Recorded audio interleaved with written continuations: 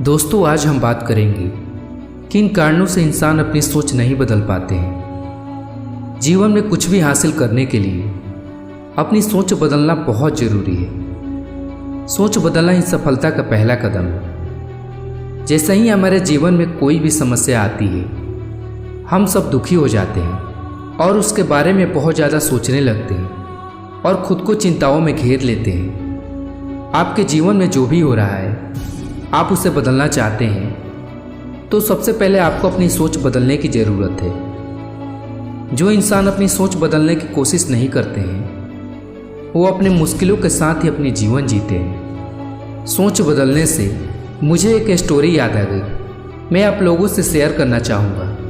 बहुत पुरानी बात है। एक राजा ने अपने सैनिकों को एक सड़क के बीच में एक चट्टान रखने के लिए कहा।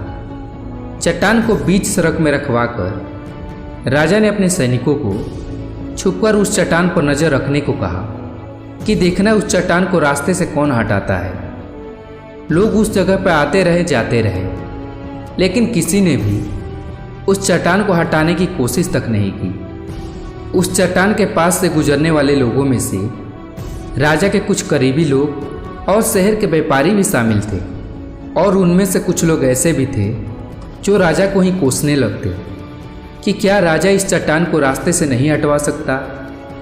लेकिन किसी ने भी उस चट्टान को रास्ते से हटाने का प्रयास तक नहीं किया।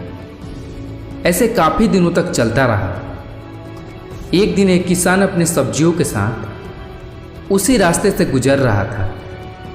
उसने रास्ते में पड़े चट्टान की तरफ देखा और सोचा, सबको इस चट्टान की वजह से कितनी तकलीफ़ें हो रही है।